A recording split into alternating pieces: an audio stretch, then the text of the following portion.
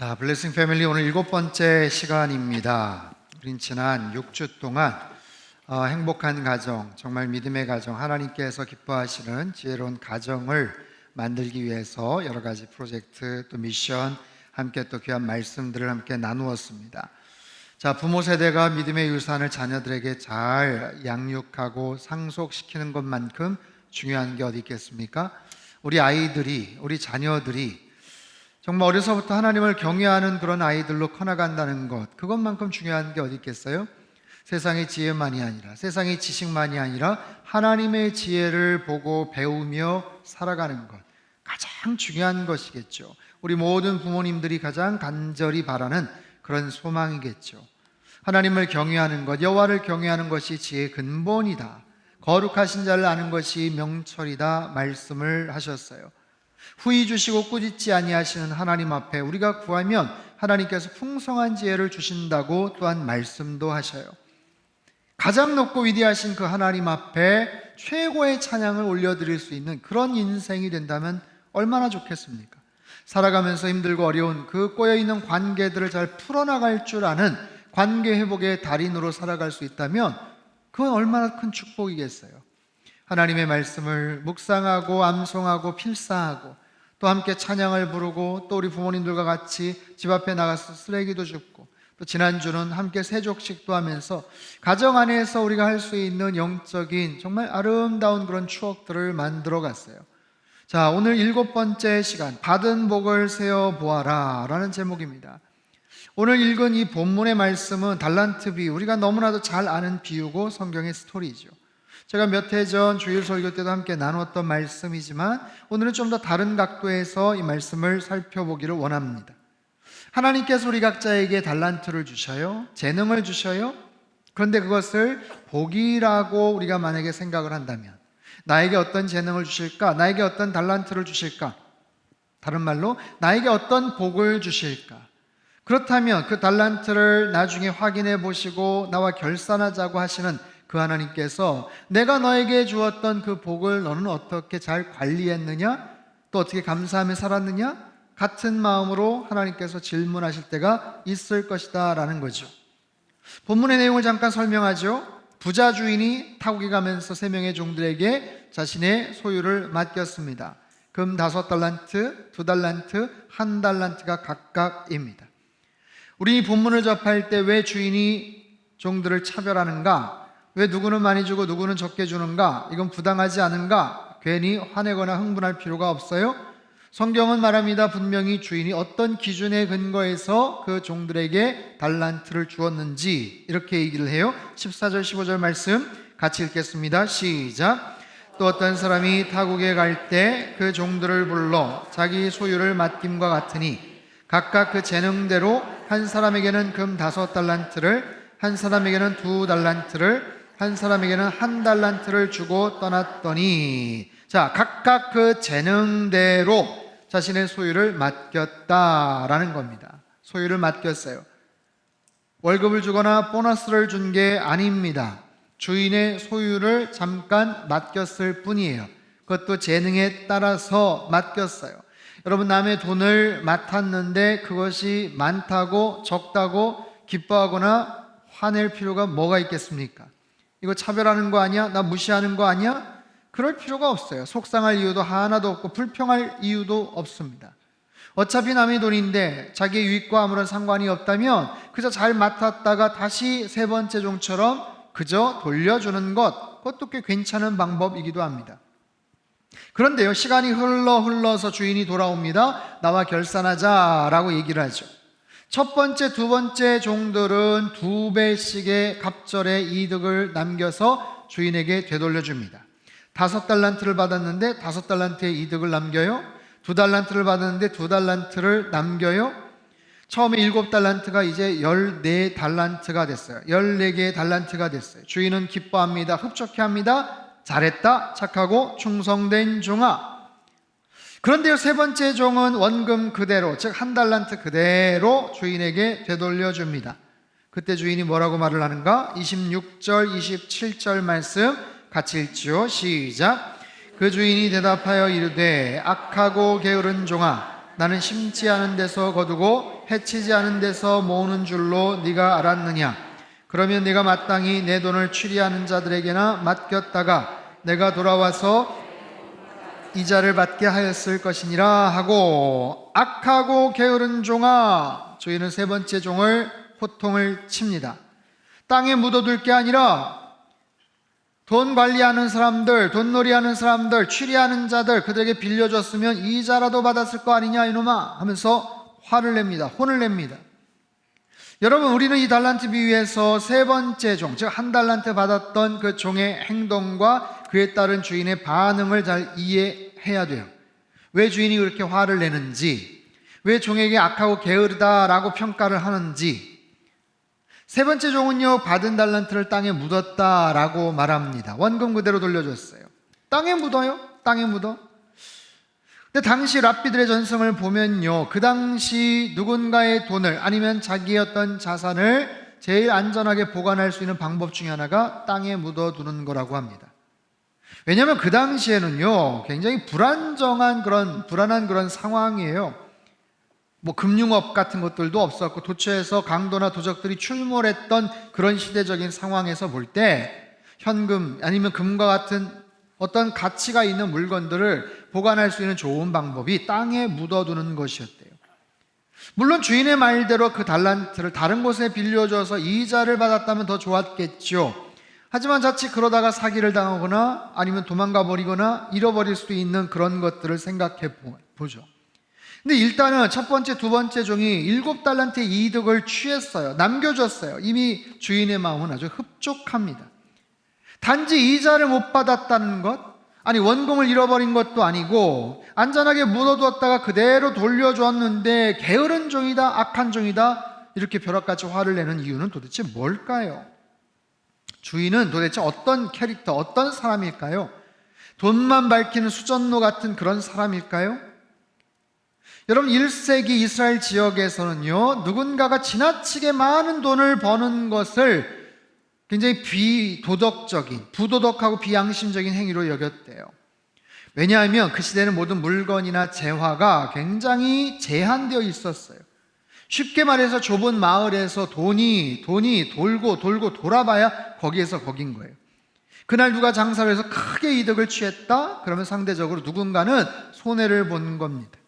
누군가 배떵떵거리면서 그렇게 잘 살게 되었다? 그런 마을 어느 한 곳에서는 곡소리가 나는 바로 그런 상황이에요. 대문 잠가두고 쌓아둔 수익을 보며 지금 그 안에서 기뻐할지 몰라도 문 밖에서는 지금 사람들이 욕을 하고 있을지도 모르는 상황이죠. 오히려 주인이 첫 번째, 두 번째 종들에게 아유, 이 사람들 이렇게 돈을 많이 어떻게 벌었어? 딴 사람들 괜찮을까? 마을 사람들 좀 분위기 어때? 이거 잘하긴 했는데 이거 참 난처하게 됐네.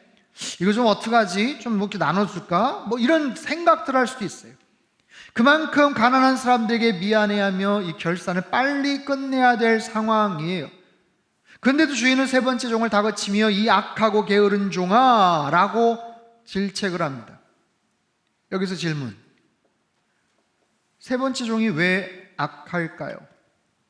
게으르다라는 것은 이해가 됩니다. 첫 번째, 두 번째 종들 열심히 장사를 해서 돈을 벌어들였어요. 고생을 했어요. 나름대로 수고를 많이 했습니다. 칭찬받아 마땅하죠. 그런 측면에서 볼 때 세 번째 종은 그저 땅 판 것 말고는 수고한 게 없어요. 그저 그냥 땅 팔고 묻어버렸어요. 게으른 종이라고 말할 수 있어요. 그런데 악한 종이라는 뜻은 도대체 뭘까요? 그뿐만이 아닙니다. 30절을 보니까요, 이 무익한 종을 바깥 어두운 데로 쫓으라. 거기서 슬피 울며 이를 갈미 있으리라. 여러분, 이 분위기가 굉장히 싸늘하게 끝이 납니다. 주인이 돌아와서 많은 이득을 확인하고 어쩌면 한바탕 잔치를 벌이고, 야, 너희들 그래도 나 없는 동안 참 잘했다, 수고했다, 여기 한 달란트 일로 와, 뭐 좀 아쉽긴 하지만 그래도 잃어버리지 않은 게 어디야, 괜찮아, 한 잔씩 해 하면서 보너스라도 주면서 흥겨운 시간으로 마감을 질 것 같은 이 스토리의 마무리는요, 굉장히 살벌하게 끝이 납니다. 아주 험악한 분위기로 끝이 나요. 그래서 이 비유를 잘못 이해하면 이 주인은 굉장히 괴팍한 분노조절 장애자나 아니면 정말 돈만 아는 욕심쟁이로 그렇게 이해를 할 수가 있습니다. 도대체 이유가 뭘까요? 왜 그렇게 화가 난 걸까요? 자, 찬찬히 보면요, 세 번째 종이 주인에게 뭐라고 말했는지를 한번 보시죠. 24절 25절입니다 시작.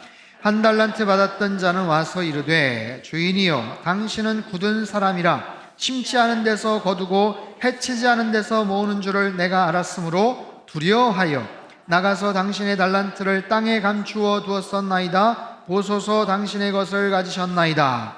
당신은 굳은 사람이다. 굳은 사람, 영어의 hard, 딱딱한 사람, 강팍한 사람, 인정사정 없는 그런 사람. 헬라어 스켈로스라는 이 원모는요, 눈과 귀와 코와 입과 손 모든 신체 기관들이 아주 부패하고 교만한 비이성적인 그런 사람이다라는 아주 심각한 그런 표현입니다. 정말 엄청난 욕을 해버린 거예요, 주인을 향해서. 주인은요, 심지 않은 데서 거두고 뿌리지 않은 데서 모으는 사람이다. 그래서 내가 당신을 두려워했다. 난 당신 두렵다. 난 엮이기 싫다. 뭐 이런 거예요. 앞에 두 종은 아무런 이야기를 하지 않았습니다. 주인에 대한 어떤 언급도 없어요. 그러나 세 번째 종만 뭐라고 평가를 합니다. 나름대로 뭔가 평가를 하고 불만을 토로합니다. 주인님, 나는 당신이 어떤 사람인지 알고 있어요. 당신 이러이러한 사람이잖아. 세 번째 종은 자기 멋대로 주인을 판단하고 함부로 평가를 합니다. 자기에게 한 달란트만 줬다고 해서 속상해서 삐져서 그런 게 아니에요. 주인에 대해 지금 뭔가 크게 오해를 하고 있어요. 여러분, 우리가 살면서 부딪히는 크고 작은 많은 문제들 중에 꽤 많은 부분들이 오해를 통해서 비롯됩니다. 상대방의 말과 상대방의 행동과 그런 것들을 오해를 하고 자기 입장에서 해석을 하고 그래서 서운해하고 관계가 꼬이고 어려워지는 일들이 참 많습니다. 세 번째 종도 마찬가지예요. 도대체 무엇을 근거로 그렇게 오해를 했고 생각을 했는지 모르지만 그 착각과 잘못된 오해 판단으로 인해서 잘못된 행동을 하게 되었지요. 여러분, 우리가 이 비유를 통해서 분명히 알아야 될 것은 뭐냐면 주인에 대한 생각. 주인은요, 세 번째 종이 얘기한 것처럼 돈에 욕심 있는 사람이 아니에요. 돈에 욕심 있는 사람이 아닙니다. 돈에 관심 있는 사람이라면 세 번째 종이 만약에 한 달란트를 잃어버렸다고 하더라도 7달란트의 수익 중에서 한 달란트 빼면 6달란트나 더 남겨 먹은 거예요. 괜찮은 거예요, 그 정도만 해도. 돈에 정말 관심이 있었다면 2달란트 받은 종보다 5달란트 받은 종을 더 많이 칭찬해야 돼요. 근데 성경을 가만히 보면 토시 하나 틀리지 않고 똑같이 칭찬을 합니다. 똑같이 칭찬을 해요. 그리고 그렇게 해서 얻은 5달란트, 2달란트가 작은 거래요. 너희들 작은 거에 충성했으니 내가 더 큰 걸 맡길게. 너희들은 주인의 즐거움에 참여하게 될 거다라는 거죠. 여러분, 정말 이 주인이 악하고 돈밖에 모르는 사람이라면 아마 이 한 달란트도 그 세 번째 종에게 맡기지 않았을 것 같아요. 차라리 첫 번째 종에게, 능력 있는 종에게 더 맡기지 않았을까 싶습니다. 여러분, 그가 받은 금 한 달란트는 결코 작은 액수가 아니에요. 한 달란트는 보통 무게로도 카운트가 되는데 한 달란트는요 34kg 정도가 됩니다. 34.272kg 정확하게. 근데 그게 금이래요. 금. 와, 상상만 해도 여러분 기분이 좋죠? 금이 34kg래요. 금 한 돈이 얼마나 합니까?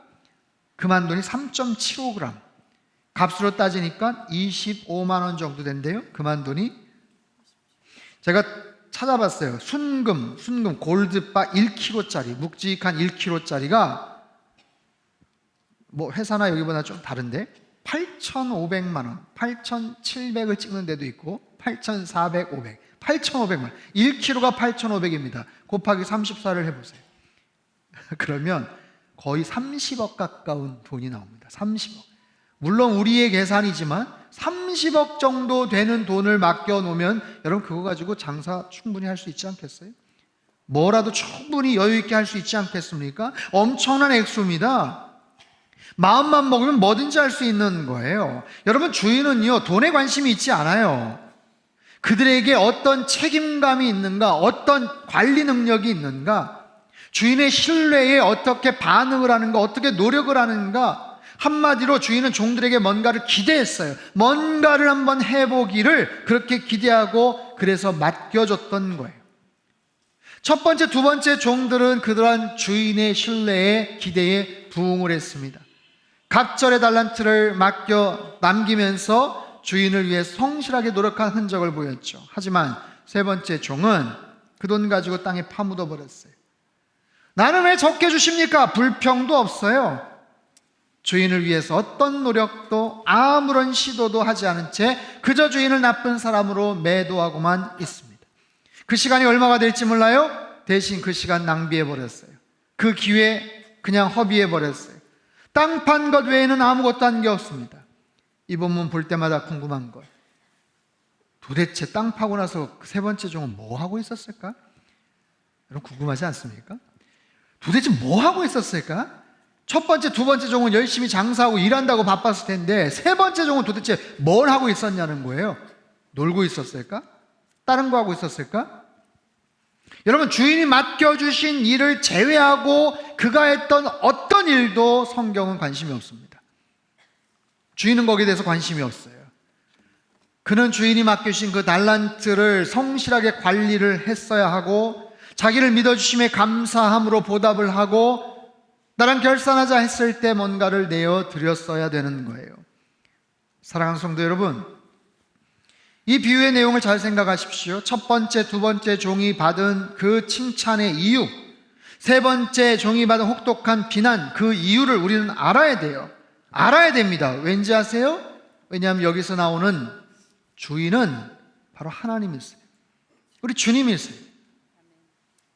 그리고 맡겨주신 그 달란트를 그 하나님께서 우리에게도 비슷한 모습으로 맡겨주셨다라는 사실입니다.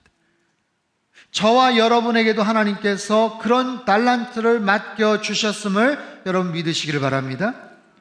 우리에게 뭔가를 주신 그 하나님께서 언젠가 오셔서 말씀하세요. 나와 결산하자. 너 내가 맡겨준 거 있지? 그거 어떻게 잘 관리하고 있었니? 결산하자 하실 때가 올 거다라는 거죠. 여러분이 받은 달란트는 무엇입니까? 어떤 달란트를 얼마나 받으셨나요?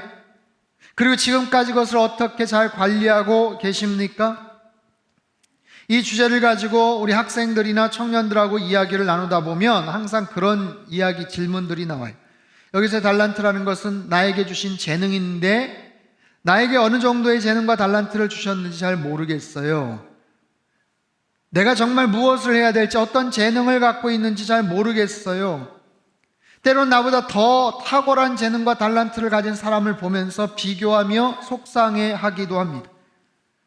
요즘 뭐 모든 사람들이 다 그렇죠. 하루 종일 그냥 동영상 보고, 유튜브 동영상 보고, 사람들 보고, SNS 보고, 그 남들이 행복해하는 사진들이나 이런 자료들을 많이 들여다봅니다. 가만히 보면 나만 빼고 다 잘 사는 것 같아. 나만 빼고 다 행복한 것 같아. 상대적인 박탈감, 비교의식 속에서 우울할 때가 참 많습니다. 아이들은 더 그래요. 학생들 더 그래요. 인기 연예인들, 자기가 좋아하는 아이돌 스타들, 아이들 그렇게 계속 보면서 애들은 뭐 하나같이 다 잘생기고 키도 크고 예쁘고 아름답고 노래도 잘하고 얼굴도 조망만하고 피부도 다 하얗고 어쩌면 다 그런 애들만 다 했어요. 뭐 공부도 잘했대요. 뭐도 잘했대요. 운동도 잘했대요. 못하는 게 없어 보이는, 정말 완성되어 보이는, 거의 완벽해 보이는 그런 아이들. 소속사에서 정말 지독하게 훈련하고 연습하고 극적으로 포장된 아이돌 스타를 보면서 우리 청소년들, 우리 자녀들은 열광을 하고 환호를 하죠.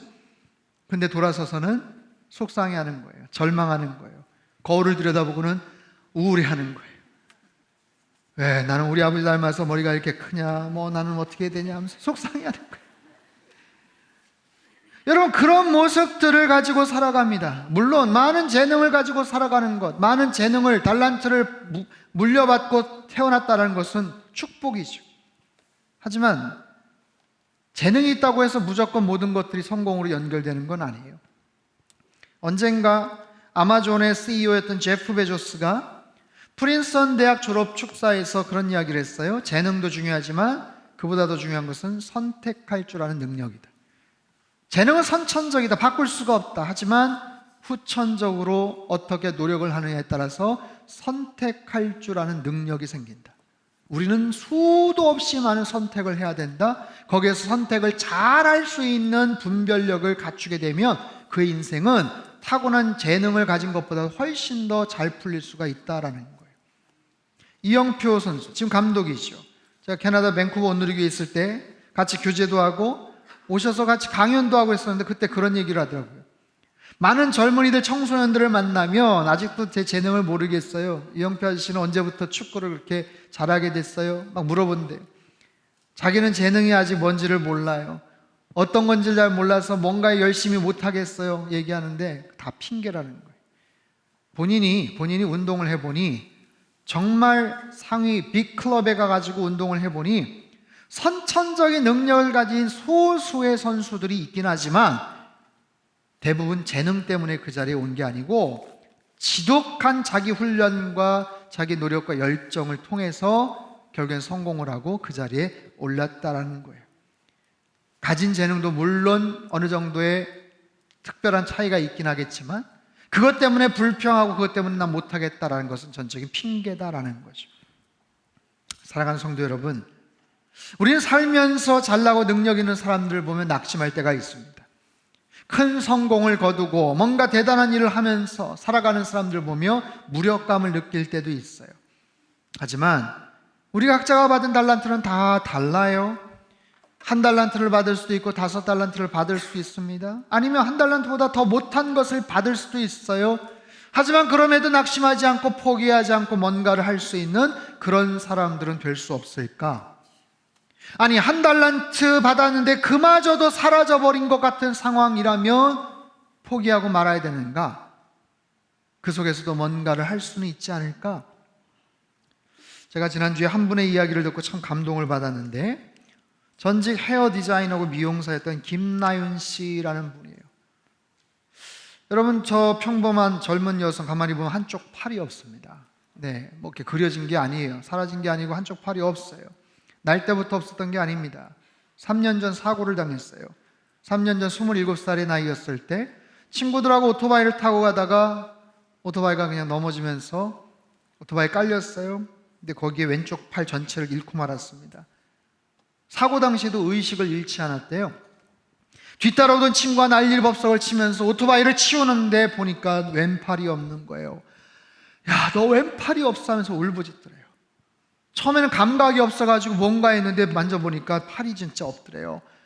친구에게 소리를 쳤답니다. 빨리 가서 주워와. 어디 갔어? 내 팔. 빨리 가서 찾아봐. 이후에 응급차에 실려갔습니다. 수술 이후에는 하루아침에 완전히 달라진 충격적인 자신의 모습을 보며 통곡을 하며 절망을 해요. 여러분, 그렇지 않겠습니까? 멀쩡한 20대 꽃다운 처녀가 팔 한쪽을 완전히 잃어버렸으니 그 충격이 얼마나 컸겠어요. 허리 부상도 심해서 핀을 삽입을 하고 측만증으로 몸이 자꾸만 삐뚤어지니까 재활 목적으로 운동을 시작하게 되었습니다. 근데 이게 힘든 거예요. 한쪽 팔만 가지고 운동을 하기가, 이 균형을 잡기가 너무 어려운 거예요. 그럼에도 열심히 노력을 했고요. 어느 순간 자기 한쪽 팔 없는 거 굳이 가리거나 의수 끼고 막 이렇게 하지 말자. 그냥 떳떳하게 당당하게 인정하고 받아들이자 하면서 자신의 몸을 오히려 보여줄 수 있는 그런 종목, 피트니스 대회까지 준비를 해서 결국 1등을 하고 트로피를 받게 돼요. 여러분, 얼마나 힘들겠습니까? 이제 불과 3년밖에 안 됐어요. 말합니다. 여전히 받아들이느라 자기도 힘들다고. 하지만 살아보니까 한쪽 팔 없는 정도의 불편함 말고는 사실은 다 이겨낼 수 있겠더라. 그리고 무엇보다도 내 자신을 소중하게 생각해야 되겠다. 나는 소중한 존재이기 때문에 뭔가 의미 있고 가치 있는 일들로 앞으로 더 열심히 살아가야 되겠다. 그런 의지를 다지는 참 귀한 그런 젊은이에요. 사랑하는 성도 여러분, 하나님은 이미 우리에게 많은 것을 주신 줄 여러분 믿으시길 바라요. 이미 우리에게 많은 것을 주셨어요. 그것이 달란트, 재능, 삶의 기회, 내가 처한 가정, 내가 어떤 속해 있는 그런 상황이든지 간에 하나님께서 이미 많은 달란트를 주셨고 재능을 주셨고 복을 주셨습니다. 여러분이 받은 달란트는 무엇입니까? 이렇게 물어볼까요? 여러분이 받은 복은 무엇입니까? 나에게 주신 달란트, 재능, 그것이 복이든 무엇이든 분명한 것은 그것이 조금씩 시간이 지나면서 사라진다는 사실이에요. 저 자매처럼 특별한 사고를 당하지 않아도 우리는 자연스럽게 시간이 지나가면서 건강이 예전 같지 않게 될 거예요. 보이는 것도 그렇고요, 들리는 것도 그렇고요, 말하는 것도 그래요. 걷는 것도 당연히 조금씩 불편해지게 될 겁니다. 건강도 그런 식으로 조금씩 아마 사라지게 될 거예요. 열심히 일했던 나의 삶의 자리도 언젠가는 내려놓을 때가 분명히 오게 될 겁니다. 그렇게 사랑하는 나의 가족들도 하나씩 떠나보내야 될 때도 분명히 올 거고요, 이제는 마음대로 운전도 하지 못할 때가 올 거고요, 누군가의 도움 없이는 살아가기가 참 힘든 시간들이 언젠가는 찾아올 거예요. 오늘 설교 제목, 받은 복을 세워보아라. 지금 나에게 주신 삶의 기회들, 나에게 주신 하나님의 복이 무엇인지를 여러분 꼭 세어보시기를 바랍니다. 나에게 이미 주신 복은 무엇인가? 사람들 참 희한하죠. 청개구리 심보가 있는지. 이미 나에게 많은 것을 주셨는데 꼭 없는 것을 바라보면서 불평을 하고 원망을 할 때가 참 많습니다. 나에게 주신 것에 대해서는 감사하지 않고, 아니 그걸 너무 당연하게 생각해, 이거 당연한 거다라고 생각을 하고 없는 것에만 불평하고 비교하고 원망할 때가 참 많습니다. 우리 가정이 정말 행복한 가정, 진정한 블레싱 패밀리가 되려면 나에게 무엇을 주셨는지, 하나님께서 우리 가정에 어떤 것을 주셨는지, 우리 자녀들에게 어떤 것을 주셨는지 그것을 먼저 확인하고 거기에 대해서 감사하고 그것을 어떻게 사용해야 될지를 함께 머리를 맞대고 논의를 해야 돼요. 그렇지 않고 조금 더 큰 집에 가면 행복해지고 조금 더 많은 돈을 벌면 행복해질 거다, 절대로 그렇지 않습니다. 이미 나에게 주신 것에 대해서 감사할 줄 알고 그것에 대해서 반응할 줄 아는 그런 사람들, 여러분, 하나님이 나에게 주신 복은요 분명히 선물입니다, 축복입니다. 하지만 책임이요 과제이기도 합니다. 왜냐하면 물어보시기 때문에 그래요. 나랑 결산하자라고 하실 때가 분명히 올 겁니다. 오늘 10월의 마지막 날이에요. 내일부터 11월, 올해도 2달 남았습니다. 여러분, 코로나 팬데믹 상황에서도 여기까지 참 힘들게 오셨어요. 여러분, 수고들 정말 많으셨습니다. 힘들고 어려웠지만 그럼에도 즐거웠던 시간들도 있었잖아요. 이렇게 좋은 교회를 주셨고 좋은 믿음의 교우들을 주셨어요. 나를 사랑해주는 가족들, 친구들을 허락해 주셨어요. 마스크 쓰면서 답답하고 불편했지만 그럼에도 소소한 일상의 행복도 누릴 수 있었어요.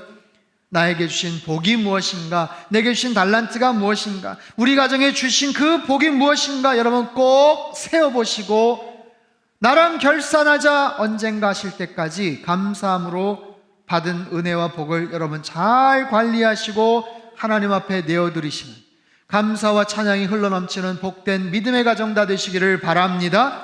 그래서 잘했다 착하고 충성된 종아, 잘했다 착하고 충성된 종아, 이런 칭찬을 다 받아 누리시기를 주님의 이름으로 축원합니다.